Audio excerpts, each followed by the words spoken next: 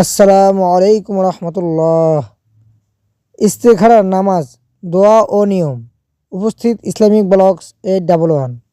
ভিডিওটি যদি কারো ভালো লেগে থাকে শেয়ার করে অন্যকে জানার সুযোগ করে দিন। ইসলাম সম্পর্কে নিজে জানুন, অন্যকেও জানান। পরবর্তী ভিডিও পেতে please subscribe, like, comment and share. ইস্তেখারা কি? নতুন কোনো কাজ শুরু করার আগে ইস্তেখারা করতে হয়। এই জন্য কল্যাণ কামনায় ইঙ্গিত পেতে ইস্তেখারার নামাজ পড়া আবশ্যক। আরবি ইস্তেখারার অর্থ হলো কল্যাণ প্রার্থনা করা বা এমন কিছু প্রার্থনা করা যাতে কল্যাণ রয়েছে, তাই কাজটি কল্যাণ হবে কিনা ইশারা ইঙ্গিত পেতে ইস্তেখারার নিয়তে 2 রাকাত নামাজ ও দোয়া পড়ার মাধ্যমে আল্লাহর কাছে বিশেষ প্রার্থনাই হলো ইস্তেখারা। ইস্তেখারা করার হুকুম কি? ইস্তেখারা করা সুন্নত। প্রিয় নবী সাল্লাল্লাহু আলাইহি ওয়াসাল্লাম গুরুত্ব সহকারে ইস্তেখারা করার বিষয়ে দিক নির্দেশনা দিয়েছেন। হাদিসে এসেছে, হজরত জাবের ইবনু আবদুল্লাহ রাদিয়াল্লাহু তাআলা আনহু বর্ণনা করেন, রাসূলুল্লাহ সাল্লাল্লাহু আলাইহি ওয়াসাল্লাম আমাদের যেভাবে কোরআনের সূরা শেখাতেন ঠিক সেভাবে অর্থাৎ গুরুত্বের সঙ্গে প্রতিটি কাজের আগে আমাদের ইস্তেখারা অর্থাৎ কল্যাণের প্রার্থনা করার শিক্ষা দিতেন।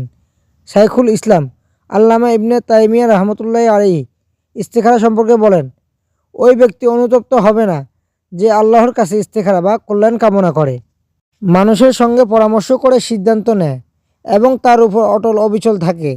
কেননা আল্লাহ তাআলা পরামর্শের আলোকে কাজ করার কথা বলেছেন এভাবে, বিসমিল্লাহির রহমানির রহিম, ওয়াশাউিরহুম ফিল আমরি ফাইযা আযামতা ফাতাওয়াক্কাল আলাল্লাহ ইন্নাল্লাহা ইউহিব্বুল মুতাওয়াক্কিলিন। আয়াতের অর্থ, আর তুমি সিদ্ধান্তের ক্ষেত্রে মানুষের সঙ্গে পরামর্শ করো, এরপর আল্লাহর উপর ভরসা করে সিদ্ধান্তে অটল থাকো। নিশ্চয় আল্লাহ তার উপর ভরসাকারীদেরকে ভালোবাসেন। সূরা আল ইমরান আয়াত 159। হযরত কাতাদা রাদিয়াল্লাহু তাআলা আনহু বলেন, মানুষ যখন আল্লাহ তাআলার সন্তুষ্টির উদ্দেশ্যে পরস্পরে পরামর্শ করে তখন আল্লাহ তাআলা তাদেরকে সবচেয়ে সঠিক সিদ্ধান্তে পৌঁছানোর তৌফিক দেন। ইস্তেখারা কখন করতে হয়? ইসলামের নির্দেশনা হলো যে কোনো নতুন কাজ শুরু করার আগে ইস্তেখারা করে নেওয়া। আর কোনো কাজ করতে গিয়ে যদি কেউ দ্বিধাদ্বন্দ্বে পড়ে যায় তবে সঠিক সিদ্ধান্ত নিতে ইস্তেখারা করার বিকল্প নেই। সুন্নতের অনুসরণে ইস্তেখারা করলে মহান আল্লাহ তাআলা বান্দাকে সঠিক সিদ্ধান্ত গ্রহণের ইঙ্গিত প্রদান করেন। তাই যে কোনো কাজ কিংবা কাজে সঠিক সিদ্ধান্ত পেতে ইস্তেখারা কিভাবে করতে হবে তাও বলে দিয়েছেন স্বয়ং বিশ্বনবী সাল্লাল্লাহু আলাইহি সাল্লাম। সুতরাং বিয়ে শাদী, চাকরি বাকরি, ব্যবসা বাণিজ্য কিংবা বিদেশ সফরের বিষয়ে ইস্তেখারা করতে হয়। ইস্তেখারা করার নিয়ম। যেহেতু ইস্তেখারা করা সুন্নত আর ইস্তেখারা মানুষের জন্য অনেক কল্যাণকর, সেহেতু ইস্তেখারা করার জন্য উত্তম হলো 1. নামাজের শুরুতে ভালোভাবে ওযু করে নেওয়া। 2. ইস্তেখারার উদ্দেশ্যে 2 রাকাত নামাজ পড়তে হয়। এক্ষেত্রে সূরা ফাতিহার পর যে কোনো সূরা পড়া যায়। 3. নামাজের সালাম ফেরানোর পর আল্লাহ তাআলার বরত্ব ও মর্যাদার কথা মনে করে একান্ত বিনয় ও আন্তরিকতার সঙ্গে দোয়া পড়া।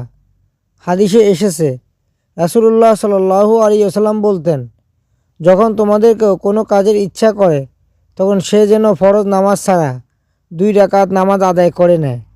এরপর এই বলে দোয়া করা, আল্লাহুম্মা ইন্নী আস্তাখিরুকা বিইলমিকা ওয়া আস্তাকদিরুকা বিকুদরাতিকা ওয়া আসআলুকা মিন ফাদলিকাল আযীম ফাইন্নাকা তাকদিরু ওয়া লা আকদিরু ওয়া তা'লামু ওয়া লা আ'লামু ওয়া আনতা আল্লামুল গুয়ুব।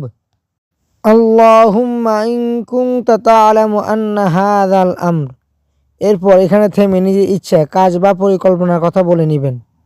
তারপর পুনরায় দোয়াটা পড়বেন, খায়রুল লি ফি দীনি ওয়া মাঈশাতি ওয়া আকিবাতি আমরি ফি আজিলি আমরি ওয়া আজিলিহি ফায়াসসিরহু লি সুম্মা বারিক লি ফিহি ওয়া ইন কুনতা তা'লামু আন্না হাযাল আমর।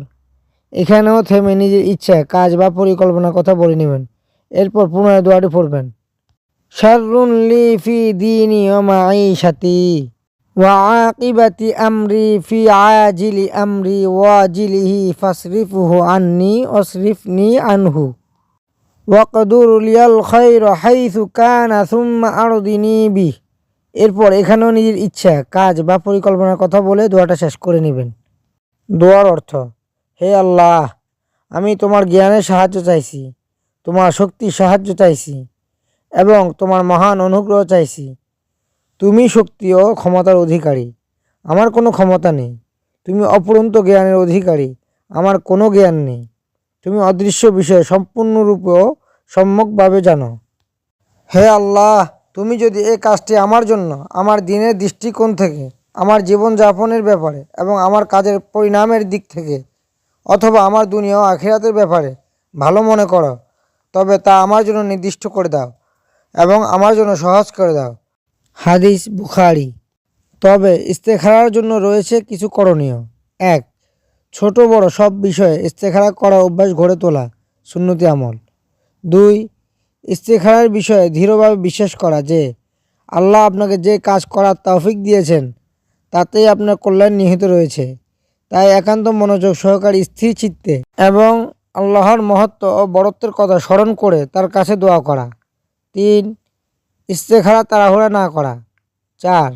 যেসব সময়ে সাধারণ নফল নামাজ পড়া নিষিদ্ধ, সে সময় ইস্তেখারার নামাজ পড়া থেকে বিরত থাকা। ৫. নারীদের ঋতুস্রাব, মাসিক কিংবা সন্তান প্রসবজনিত রক্ত প্রবাহের নেফাসের সময় ইস্তেখারার নামাজ পড়া থেকে বিরত থাকা। এই সময় নারীদের ইস্তেখারার প্রয়োজন হলে ভালোভাবে ওযু করে ইস্তেখারার নিয়তে শুধু দোয়া পড়া। ৬. ইস্তেখারার দোয়া মুখস্থ না থাকলে দেখে দেখে পড়া, তবে মুখস্থ পড়া ভালো। ৭. ইস্তেখারা করার পর নির্ধারিত বিষয়ের উপর স্বপ্ন দেখা আবশ্যক নয়। স্বপ্নের মাধ্যমেও সঠিক জিনিসটি যেমন জানার সুযোগ আছে, আবার নির্ধারিত বিষয়ের প্রতি মনের ঝোঁক বা আগ্রহ ইস্তেখারা বা কল্যাণের ইঙ্গিত। ৮. নির্ধারিত কাজের প্রতি মনের আগ্রহ বা ঝোঁক বেড়ে গেলে ইস্তেখারার ইঙ্গিত হিসেবে মেনে নিয়ে পরামর্শের আলোকে দৃঢ়ভাবে কাজে এগিয়ে যাওয়া উচিত। ৯. ইস্তেখারার নিয়তে নামাজ পড়ার পরও সঠিক সিদ্ধান্তে পৌঁছতে না পারলেও একাধিকবার ইস্তেখারার নিয়তে নামাজ পড়াও বৈধ। ১০. ইস্তেখারার নিয়তে নামাজ পড়ার পর হাদিসে উল্লিখিত নিয়ম অনুযায়ী দোয়া পড়া, তাতে কোনো শব্দ বাড়ানো বা কমানোর ব্যাপারে সতর্ক থাকা। ১১. ইস্তেখারার নিয়তে নামাজ ও দোয়ার পাশাপাশি কাঙ্ক্ষিত বিষয়টি নিয়ে অভিজ্ঞতা সম্পন্ন সৎ ও বিশ্বস্ত ব্যক্তির সঙ্গে পরামর্শ করা উত্তম। ১২. যার কাজ তাকে ইস্তেখারার নামাজ ও দোয়া পড়তে হবে, একজনের পক্ষে অন্যজন ইস্তেখারার নামাজ ও দোয়া করতে পারবে না।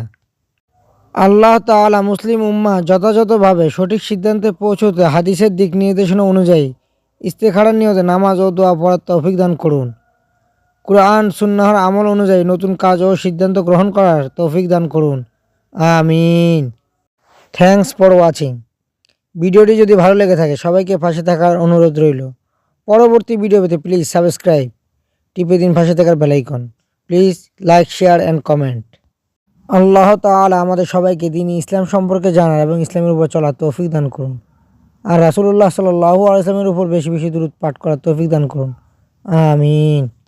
আসসালাতু ওয়াসসালামু আলাইকা ইয়া রাসূলুল্লাহ। আসসালাতু ওয়াসসালামু আলাইকা ইয়া হাবিবাল্লাহ।